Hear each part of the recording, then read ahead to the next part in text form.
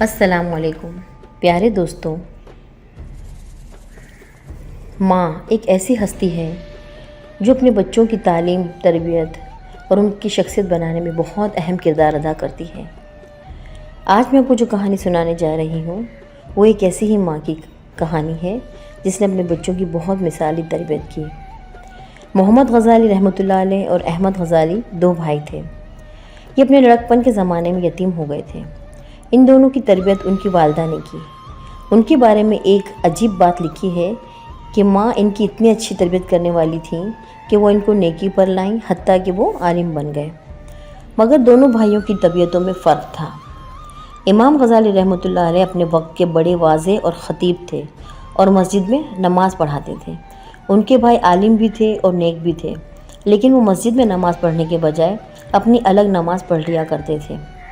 ایک مرتبہ امام غزالی رحمۃ اللہ نے اپنی والدہ سے کہا، امی، لوگ مجھ پر اعتراض کرتے ہیں کہ تو اتنا بڑا خطیب اور واعظ ہے اور مسجد کا امام بھی ہے، مگر تیرا بھائی تیرے پیچھے نماز نہیں پڑھتا۔ امی، آپ بھائی سے کہیے کہ وہ میرے پیچھے نماز پڑھا کریں۔ ماں نے بلا کر نصیحت کی۔ چنانچہ اگلی نماز کا وقت آیا تو امام غزالی رحمۃ اللہ نماز پڑھانے لگے اور ان کے بھائی نے پیچھے نیت باندھ لی۔ لیکن عجیب بات یہ ہے کہ ایک رکعت پڑھنے کے بعد جب دوسری رکعت شروع ہوئی تو ان کے بھائی نے نماز توڑ دی اور جماعت میں سے باہر نکل آئے۔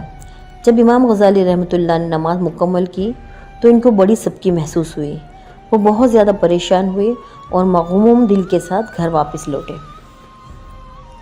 ماں نے پوچھا، بیٹا بڑے پریشان نظر آتے ہو؟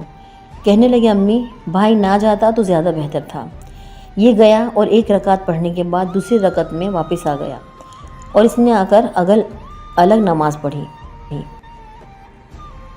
ماں نے اس کو بلا کر پوچھا، بیٹا ایسا کیوں کیا؟ چھوٹا بھائی کہنے لگا، امی، میں ان کے پیچھے نماز پڑھنے لگا۔ پہلی رکعت میں تو انہوں نے ٹھیک نماز پڑھائی، مگر دوسری رکعت میں اللہ کی طرف دھیان کے بجائے ان کا دھیان کسی اور جگہ تھا، اس لیے میں نے ان کے پیچھے نماز چھوڑ دی اور آ کر الگ پڑھ لی۔ ماں نے امام غزالی رحمۃ اللہ سے پوچھا کہ کیا بات ہے؟ کہنے لگے، امی جان، بالکل ٹھیک بات ہے۔ میں نماز سے پہلے فقہ کی ایک کتاب پڑھ رہا تھا اور نفاس کے کچھ مسائل تھے جن پر غور و خوض کر رہا تھا۔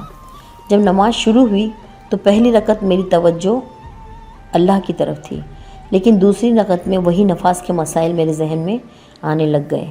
ان میں تھوڑی دیر کے لیے میرا ذہن الجھ گیا اور دوسری طرف متوجہ ہو گیا، اس لیے مجھ سے یہ غلطی ہوئی۔